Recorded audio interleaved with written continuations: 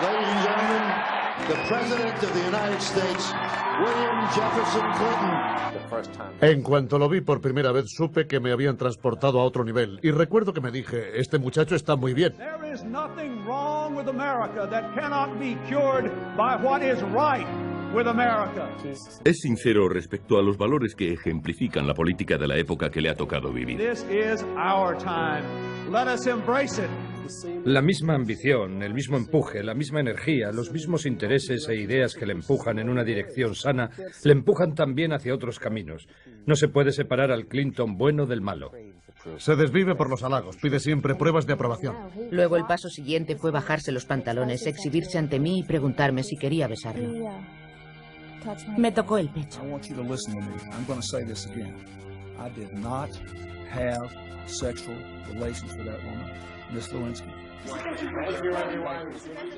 Lo que tiene Bill Clinton es una gran capacidad para recibir un golpe, salir al pasillo y seguir caminando.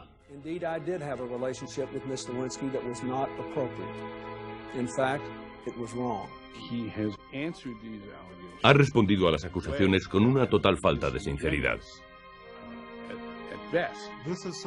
Es alguien con una vida muy agitada. Cada minuto es una conmoción. Se le puede querer o odiar, pero Bill Clinton no deja indiferente a nadie. Bill Clinton.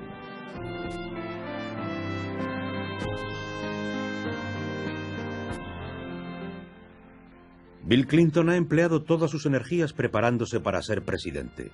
Era el primer líder de Estados Unidos venido al mundo después de la Segunda Guerra Mundial y representaba toda la fuerza y el poder de una nueva generación. En estos últimos años, la era Clinton ha estado marcada por el escándalo personal y la controversia, y Bill Clinton, en un tiempo repleto de esperanza y anhelos, sería relegado al papel de defensor de su amenazada presidencia. Bill Clinton, acto primero.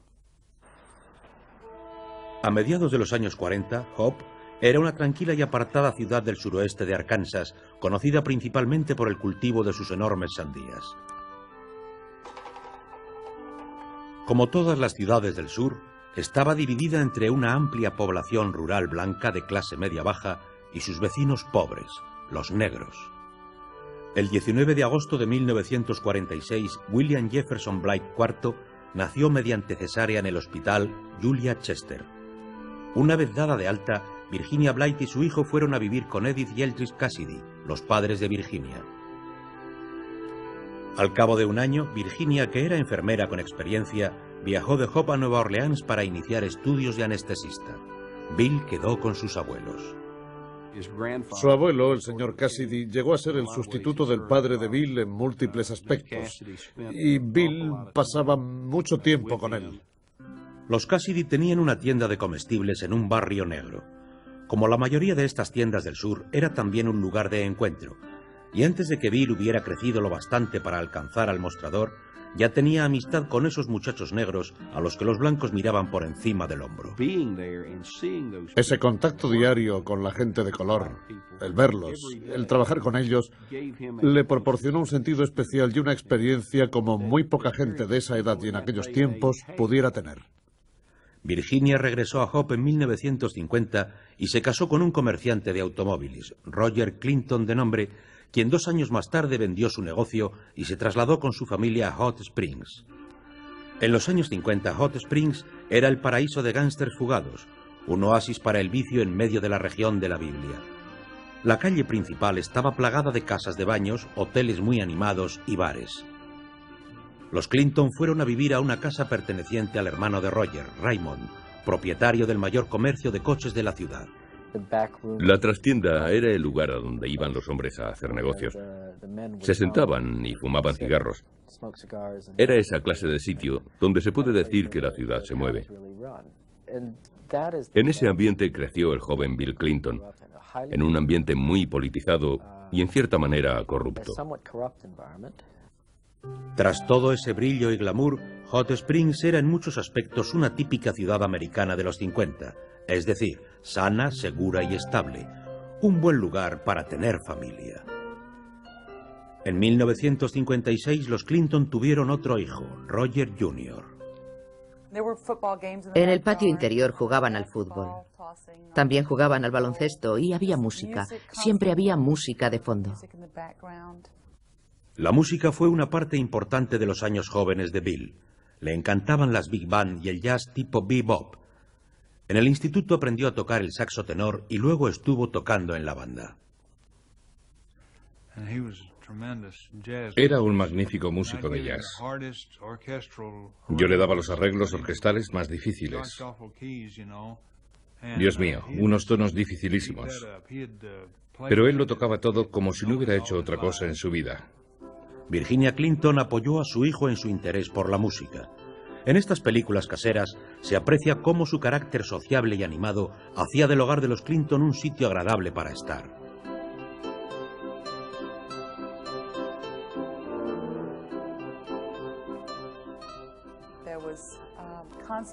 Se conversaba constantemente, a veces sobre temas muy serios.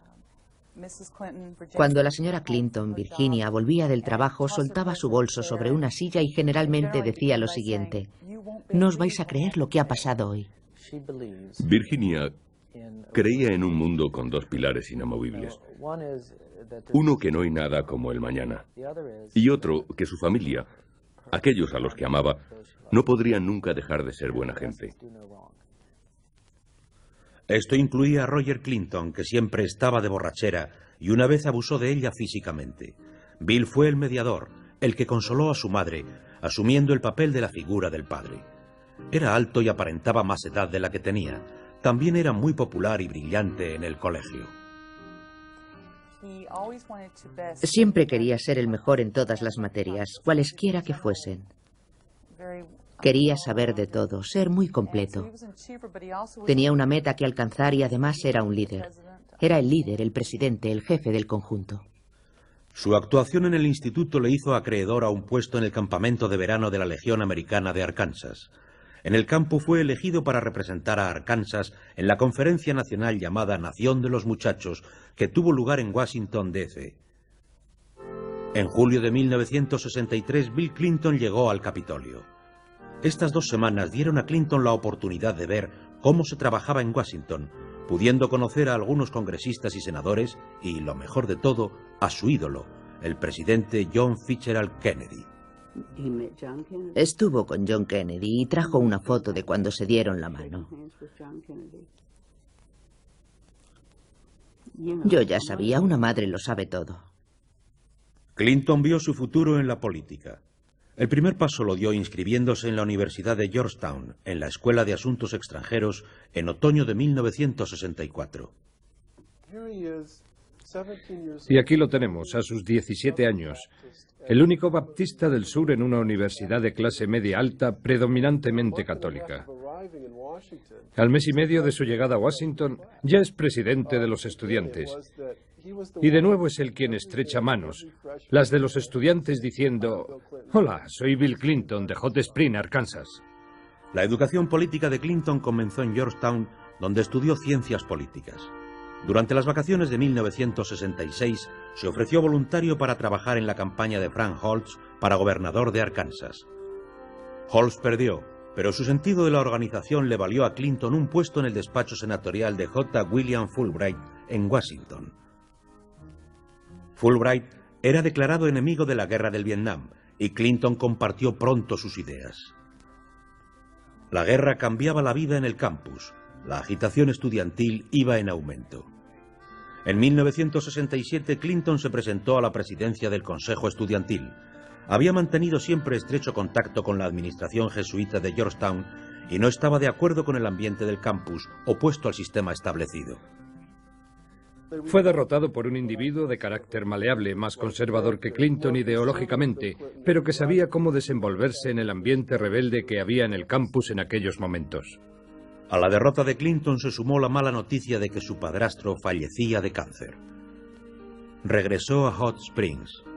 Aunque Bill y su padre nunca habían estado muy unidos, durante los últimos días de Roger, Bill descubrió que, a pesar de todos sus defectos, le quería y admiraba. Bill Clinton no llegó a conocer a su padre biológico y no comprendió a su padre adoptivo hasta que ya fue demasiado tarde. Yo creo que a Clinton se le define mejor por sus pérdidas que por sus victorias, y la pérdida del padre ocupa el punto central de su vida. Clinton ha estado siempre buscando algún tipo de autoafirmación. La pérdida de su padre y de aquellas elecciones movió a Clinton a reflexionar sobre su futuro. Decidió seguir los pasos de su mentor, el senador Fulbright, y solicitó por medio de la escolarización Rhodes su traslado a la Universidad de Oxford. En 1968, cuando Washington ardía y los campus estallaban en protestas antimilitaristas, Bill Clinton recibió la noticia de ser admitido en Oxford como uno de los 32 estudiantes Rhodes. Pero su alegría se vio empañada por el anuncio de abolición de la prórroga de reclutamiento para los graduados. Su clase fue la primera de la élite estadounidense a la que se aplicó la orden de reclutamiento inmediatamente después de su graduación. Estos 32 estudiantes fueron tratados como héroes locales, pero Bill Clinton recibió un tratamiento algo especial por parte del centro de reclutamiento de Hot Springs, ya que guardaron la orden en un cajón por algún tiempo. Una brillante mañana de octubre de 1968, Bill Clinton subía a bordo del vapor United States. Tras él quedaban la confusión y el desorden. Ante sí tenía las sacrosantas aulas de la Universidad de Oxford. Nunca estuvieron más lejos de su mente la guerra y la orden de reclutamiento, un asunto que le perseguirá hasta el resto de sus días. Bill Clinton, acto segundo. Bill Clinton llegó a la Universidad de Oxford en octubre de 1968 y se adaptó muy pronto a la vida universitaria, desarrollando el gusto por el pescado y las patatas chips, al igual que por las librerías y la arquitectura gótica. Incluso perteneció al equipo de rugby de su college. Clinton estudió allí política, filosofía y economía, y gustaba de debatir sobre política con sus tutores. En su tiempo libre viajó por Europa y conversaba largamente sobre la guerra y los reclutamientos con los eruditos, entre los que se contaba Robert Reich. Nuestro tema principal respecto a Vietnam era la justicia de una guerra. Muchos de nosotros dudábamos de si teníamos que estar presentes como nación. ¿Por qué estábamos allí? Si esa era una guerra que debía existir o no. Si nosotros, como individuos, deberíamos en buena conciencia luchar en una guerra de ese tipo.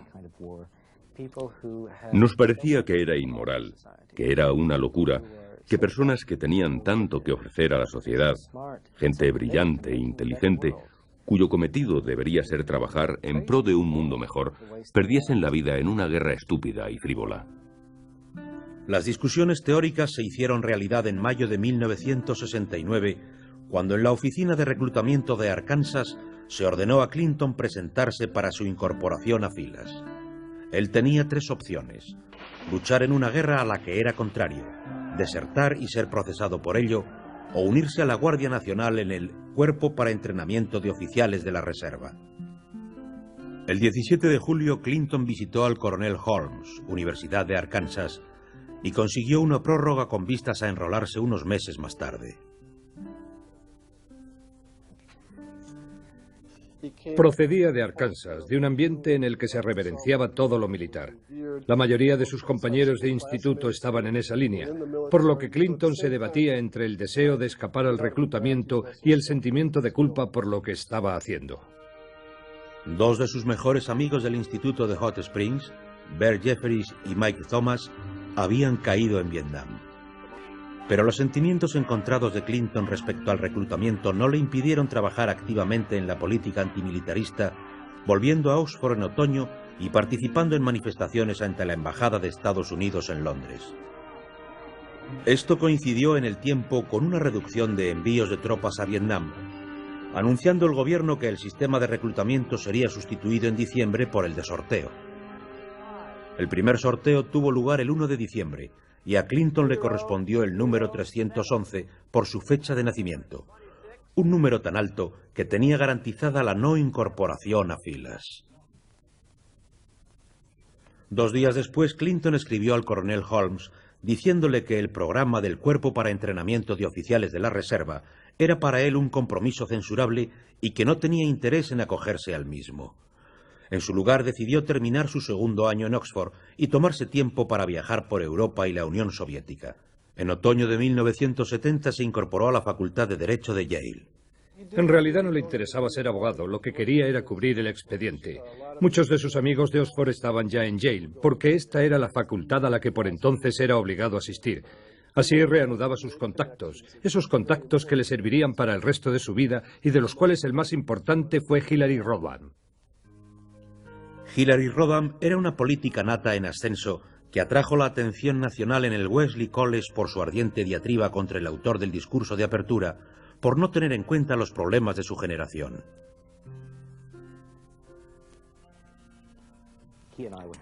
Estábamos comiendo Bill y yo cuando llegó Hillary y yo le dije: quisiera presentarte a un hombre terrible.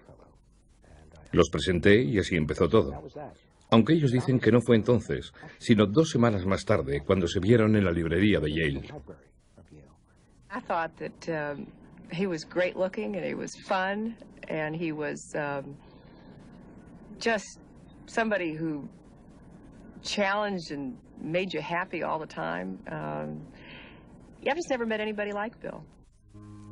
En cierto sentido eran totalmente opuestos, porque Hillary tenía una mente disciplinada y hablaba muy directamente, mientras que Bill se expresaba por medio de metáforas con el típico encanto sureño. Hillary sabía de niños porque también trabajaba en la oficina local de abogacía de pobres, y la meta de Bill era su carrera política. Juntos formaban un magnífico equipo. Se complementaban, con aportaciones muy valiosas de cada una de las partes. Es seguramente una de las relaciones más perfectas que conozco, tanto en el terreno intelectual y político como emocional. En 1972 se incorporaron como voluntarios a la campaña presidencial de George McGovern y a Clinton se le encargó la organización de la campaña en Texas. A pesar de sus esfuerzos, el presidente Nixon obtuvo una victoria aplastante y McGovern quedó con solo el 33% de los votos. Esta campaña demostró a Clinton que los demócratas liberales habían perdido aquel apoyo de los trabajadores con el que contaban tradicionalmente. Bill Clinton comenzó su vida política en un momento en que su partido, el demócrata, empezaba un largo y lento declinar. El movimiento de la clase blanca trabajadora se apartaba del partido, y Clinton tendría que enfrentarse a este hecho. Después de su graduación en Yale en 1973, Clinton regresó a Arkansas y ocupó un puesto de profesor en la Facultad de Derecho. Hillary, insegura sobre el futuro, permaneció en Washington, trabajando en el voto de censura a Richard Nixon.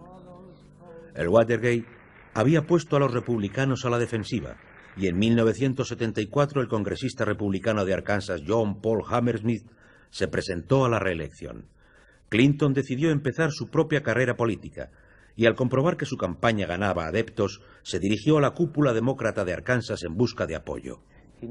Necesitaba la ayuda de los poderosos, es decir, de las personas que controlaban el dinero, para crear su propio aparato y poder competir con otros brillantes jóvenes de su generación.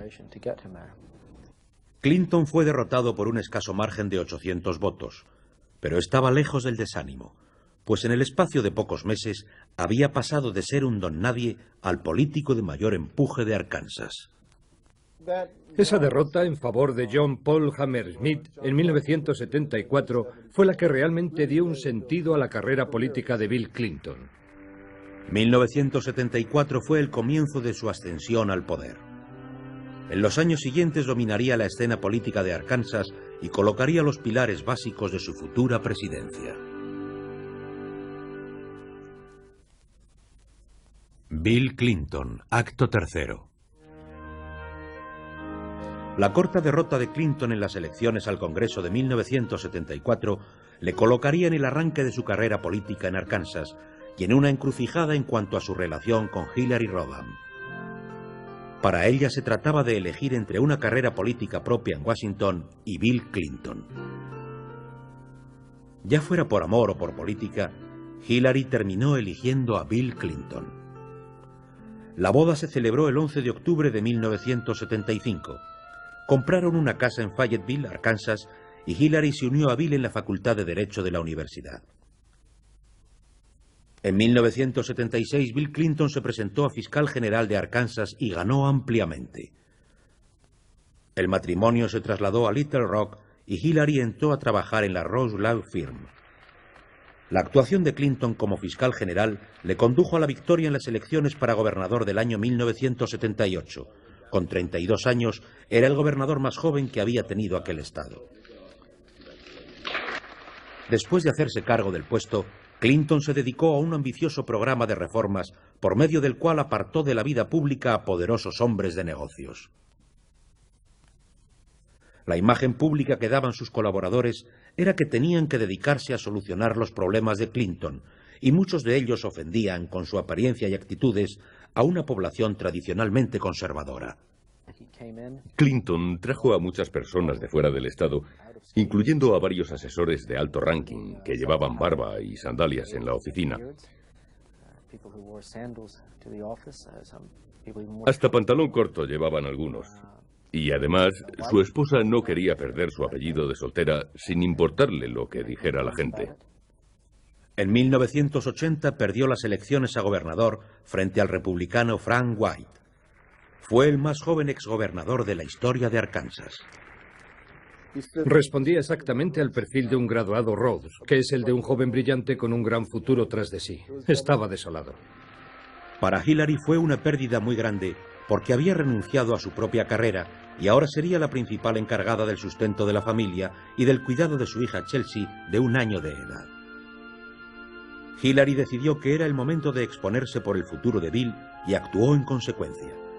Sustituyó su apellido por el de Clinton, cambió de imagen y planificó el regreso de Bill al cargo de gobernador en 1982.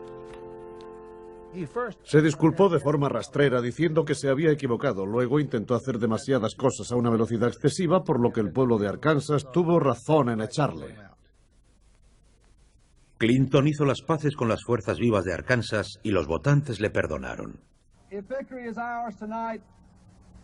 I have been given something that few people get in life, a second chance to serve the people. Mientras su vida política discurría con normalidad, se presentaron problemas en la esfera privada. Su hermano Roger fue arrestado y condenado por tráfico de drogas en 1984. Sus inversiones en una empresa inmobiliaria llamada Waywater fueron un mal negocio que costó a los Clinton $68.000. Y lo que es peor, sus socios James y Susan McDougall fueron denunciados por fraude en la quiebra de una sociedad de préstamo y ahorro, planteándose también dudas sobre el papel de los Clinton en ese escándalo. Lo descubrimos y lo investigamos. Escribimos una historia sobre esa operación, pero no había nada de él al respecto. Sus problemas personales no interfirieron en su creciente fama como político, y en 1985 fue elegido presidente de la Asociación Nacional de Gobernadores.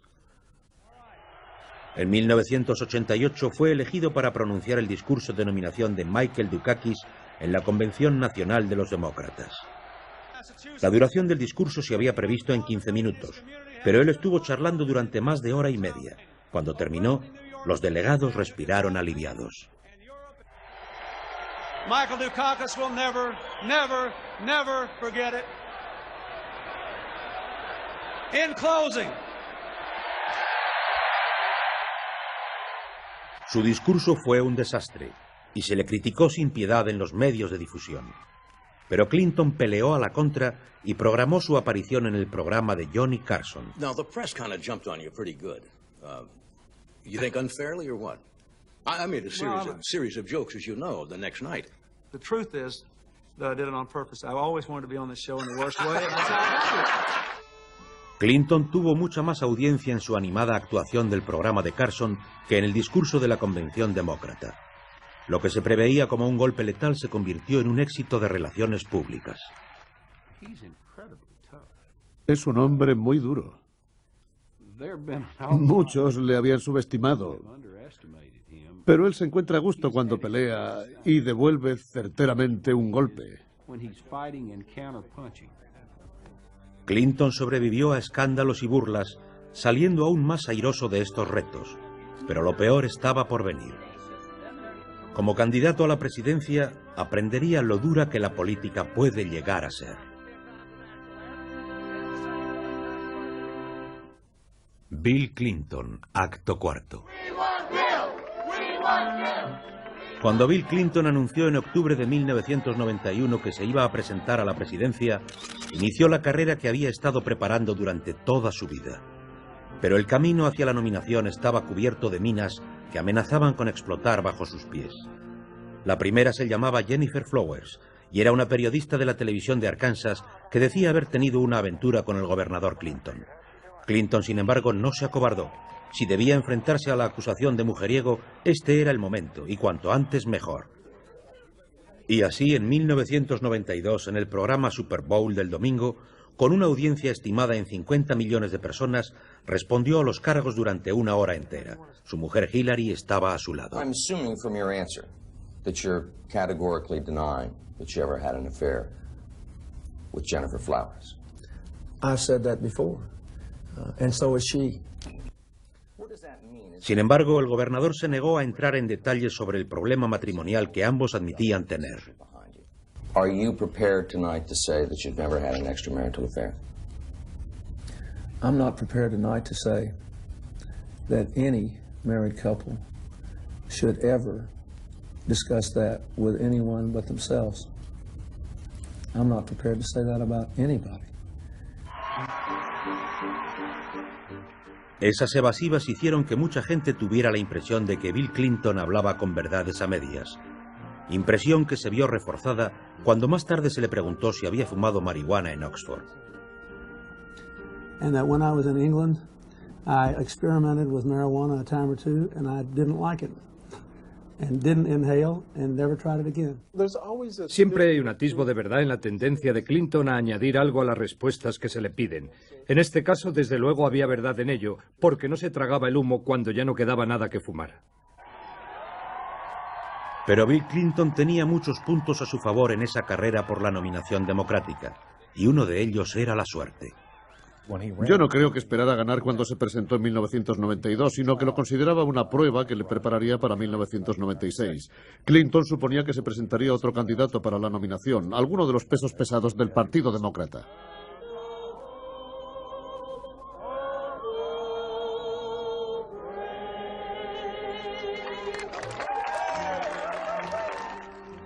En lugar de eso, el multimillonario de Texas, Ross Perot, entró en la lid como independiente y sus ataques al presidente Bush apartaron la atención pública del pasado de Clinton. Con su pasado fuera de las candilejas, Clinton pudo ganar para sí el número suficiente de delegados para afianzarse en la nominación. In the name of the hard-working Americans who make up our forgotten middle class, I proudly accept your nomination for President of the United States. Con 46 años, Bill Clinton fue el nominado más joven desde John F. Kennedy. Y mientras su oponente, el presidente Bush, hacía gala de sus distinguidos modales, Clinton parecía un hombre del pueblo, al menos cuando se movía entre el pueblo. Cuando está con la gente del pueblo, tiene sus mismas emociones. Empatiza con la gente, siente sus penas y alegrías, y la refleja de una manera cálida y carismática, muy atractiva. Pero cuando está solo, se vuelve introvertido y bastante tímido. Los votantes no han llegado a ver ese aspecto de Bill Clinton, sino al contrario, ven un Clinton aficionado al deporte, buen padre a quien le gusta pasar el rato con su hija Chelsea, y un hombre normal cuya inclinación a la buena mesa amenaza con hacerle perder la línea. El día de las elecciones, Clinton llegó a la meta con solo el 43% de los votos populares. Un mandato difícil. A pesar de los votos acaparados por Ross Perot, Clinton sería el siguiente presidente de los Estados Unidos. On this day, with high hopes and brave hearts, in massive numbers, the American people have voted to make a new beginning.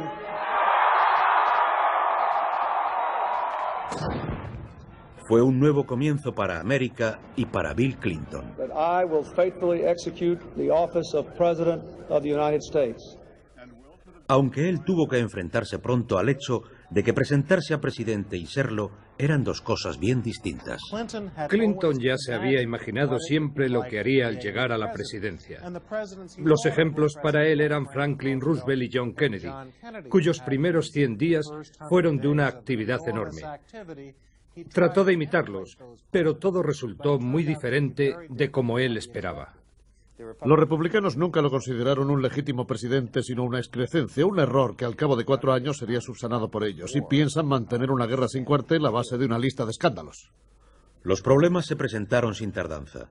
En su primer día en el Salón Oval, Clinton anunció el término de la discriminación de los homosexuales en el ejército. Pero cuando el Pentágono y el Congreso se sintieron agraviados, el presidente retiró su decisión. Fue el primero de una serie de compromisos que hicieron dudar a más de uno sobre si el presidente se mantendría fiel a sus ideales. Realmente no tiene ningún principio básico por el que morir o por el que renunciaría a su ambición. Siempre busca el término medio. Cuando funciona está bien. Cuando no funciona, al final ambas partes se ponen nerviosas y es como si él no apoyara a ninguna de ellas. Da la impresión de que cada decisión, cada proyecto, cada designación de Clinton provocan una controversia. Por ejemplo, el Nannygate. Las dos primeras personas que eligió para fiscal general tenían problemas legales por impago a las niñeras de su casa. A continuación del Nannygate, Clinton provocó otro alboroto al anunciar que su esposa Hillary controlaría el Plan Nacional de Atención Sanitaria. Mucha gente se sintió realmente disgustada al ver que repentinamente, sin preparación alguna, tenían a alguien en la Casa Blanca que era la primera dama, por lo que no se la podía despedir y que gozaba de gran poder. Clinton se sentía frustrado y molesto. Y según los habitantes de la Casa Blanca, cuando se enfada, mucho cuidado. Que si es de temperamento fuerte, tiene un temperamento clásico, porque suelta un exabrupto y luego se calma pronto. Como los italianos, que te gritan y se desahogan y después te abrazan. Pero no pasa nada, la vida sigue. Cuando la vida siguió en el Salón Oval, Clinton obtuvo auténticas victorias. Ganó el apoyo al proyecto de libre comercio, suprimió el déficit federal y colaboró en la pacificación de israelíes y palestinos. Pero cuando Clinton entró en su segundo año de deliberaciones, la mala suerte volvió a cebarse en él. En enero de 1994 perdió su apoyo más valioso y su inspiración primera. Su madre Virginia murió tras una larga lucha con un cáncer de pecho. De todas las dificultades a las que tuvo que enfrentarse Bill Clinton en su primer año en la Casa Blanca, esta fue seguramente la mayor. Yo temí que hubiera peligro por un tiempo, que perdiese un poco el norte, pero no fue así. Debo decir a su favor que llegó hasta el final a pesar de la muerte de su madre. My mother taught me. She taught me about family and hard work and sacrifice. And always, always, she taught me to fight. Clinton luchó para progresar. Por entonces apareció de nuevo en la prensa el asunto del Whitewater y su especulación urbanística. Se convocó un consejo independiente especial para investigarlo y los republicanos también abrieron su propia investigación interna. Y entonces apareció en escena Paula Jones.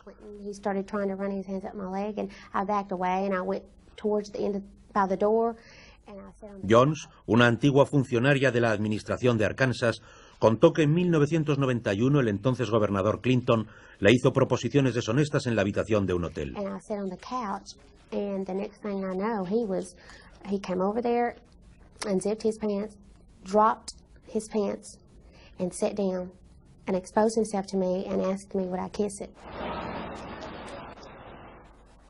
Jones demandó a Clinton por acoso sexual. Era la primera vez que esto ocurría con un presidente en ejercicio en la historia de Estados Unidos. Los portavoces de la Casa Blanca no le dieron importancia a este asunto, diciendo que el presidente no recordaba nada de aquello de lo que se le acusaba.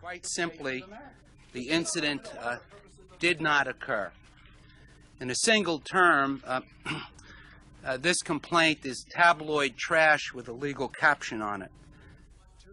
Un juez federal dictaminó que el juicio se pospondría hasta que Bill Clinton ya no estuviera en su puesto. Fue uno de los pocos toques de color para el presidente en ese año. Pero no mucho después Clinton conocería a otra joven, y las declaraciones de esta mujer sí amenazarían con poner un fin desgraciado al mandato de Bill Clinton. Bill Clinton, acto quinto. Durante su carrera a Bill Clinton se le ha llamado el chico de ida y vuelta, y en 1995 lo demostró bien a las claras en todas sus facetas. El año comenzó mal. Los republicanos habían ganado el control de la Casa Blanca y del Senado, y en abril el presidente Clinton se vio obligado a insistir que seguía en activo.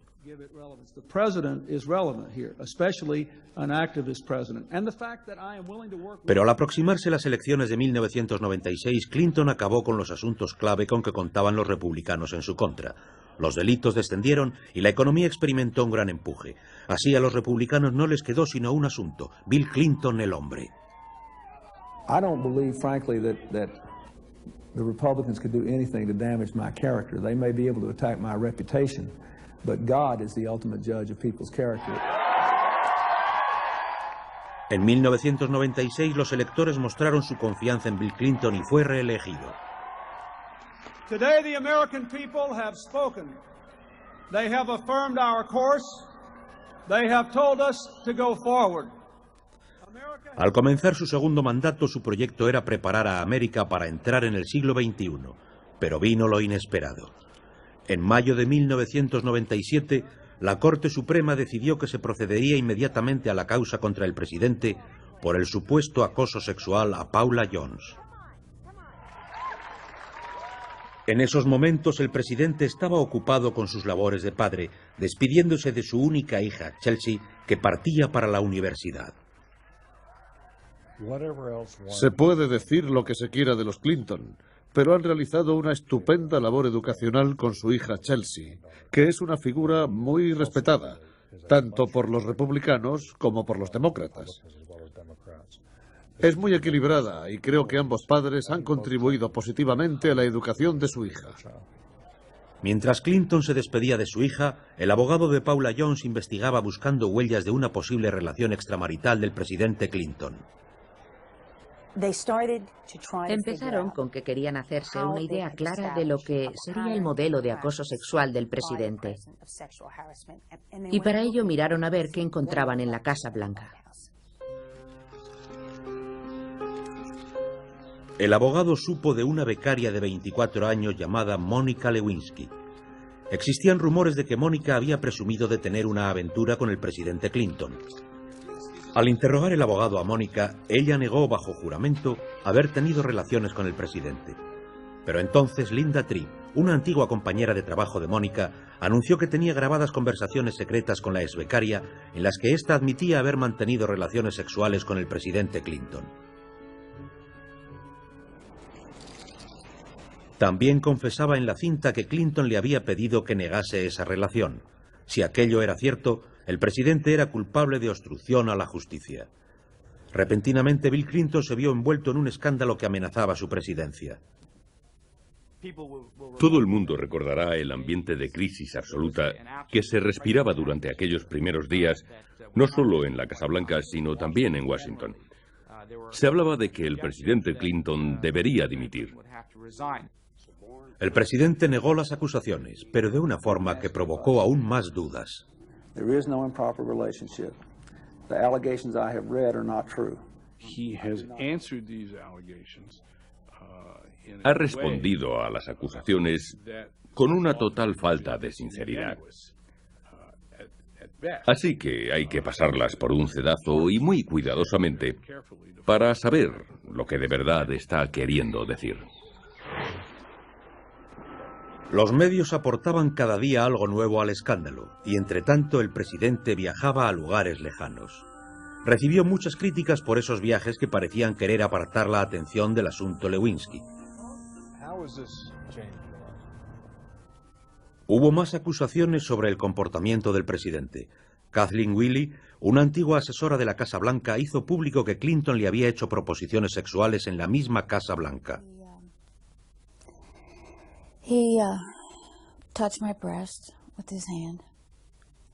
La Casa Blanca contraatacó mostrando unas cartas amistosas que Kathleen había enviado a Clinton después del supuesto incidente. Pocas semanas después, el juicio por acoso sexual iniciado por Paula Jones contra el presidente fue desestimado por falta de pruebas. Pero sobre Clinton pendía la amenaza de una citación por parte de Ken Starr, ya que las investigaciones se encaminaban a que en el caso Lewinsky Clinton hubiera obstruido la acción de la justicia, siguiéndose la cuestión de la moción de censura. Yo creo que en la mente de los americanos no entra el hecho de que un presidente dimita por motivos de un escándalo sexual. Muchos estadounidenses creen que el presidente tuvo una aventura con Mónica Lewinsky y se extrañan de que arriesgue todo aquello por lo que ha luchado por un comportamiento tan imprudente. Hay expertos que opinan que tiene relación con la infancia de Clinton. No hay muchos presidentes que hayan sido maltratados por sus padrastros, cuyas madres vivieran mucho tiempo fuera y fueran despreciados por algunos de sus conciudadanos. En su infancia, el presidente se arrogó el papel de héroe con más metas de las que podía cumplir, pero al mismo tiempo guarda ira en su interior, una ira que no ha podido expulsar desde su niñez, que mantiene dentro aún. Su forma de vivir es tocando el límite, porque su razonamiento es este.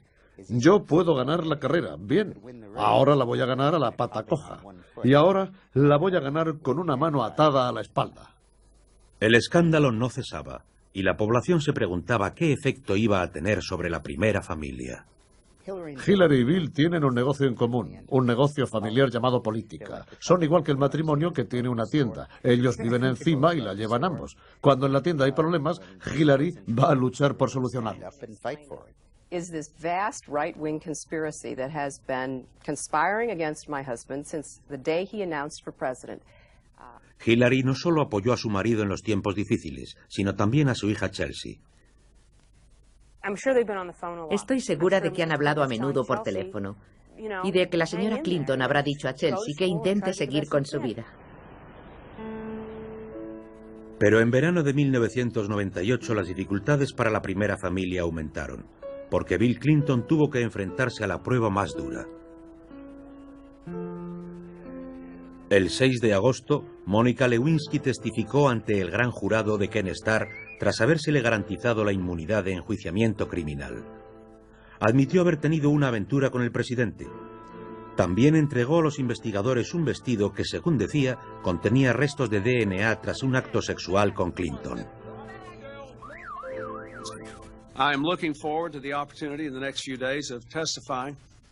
Después de 7 meses de silencio en este asunto, el presidente testificó el 17 de agosto, convirtiéndose en el primer presidente que se presentaba ante un gran jurado federal para dar testimonio personal sobre el caso de una investigación criminal. Aquella tarde el presidente se dirigió a la nación, profiriendo lo que se ha calificado como la confesión pública más personal y más dolorosa de la historia presidencial. Indeed, I did have a relationship with Miss Lewinsky that was not appropriate. In fact, it was wrong. The President of the United States, William Jefferson Clinton. Una y otra vez, las acciones de Bill Clinton amenazan sus aciertos políticos o sus ambiciones. Una y otra vez, vuelve a triunfar. Pero los acontecimientos, afirmaciones y confesiones de 1998 han alterado por siempre la forma en que la historia recordará a William Jefferson Clinton como hombre y como presidente. Será un gran reto ver si en la historia se le recordará por algo más que por haber sido el presidente investigado a causa de Mónica Lewinsky. Yo creo que debe de sentirse muy disgustado por lo que está pasando. Porque él se ve como objeto de un esfuerzo continuo de sus oponentes por acabar con él. Pero sobre todo creo que lo que él debe sentir es que hiciera lo que hiciera, esto ya es una caza de brujas y no está justificado. Por otra parte, yo opino que desde luego ha hecho daño a la idea de que un presidente debe dar ejemplo a los ciudadanos de la nación, también en el terreno personal. Para mí sería muy grave que los padres educasen a sus hijos confiando en que de mayores se parecieran a Bill Clinton. Tenemos aquí el caso de un niño que se pasa casi toda la vida soñando con lo magnífico que sería llegar a ser presidente. En muchos casos seguramente sí lo ha sido, pero en otros es casi un ejemplo de lo que dice el proverbio. Cuidado con lo que deseas porque puedes llegar a obtenerlo.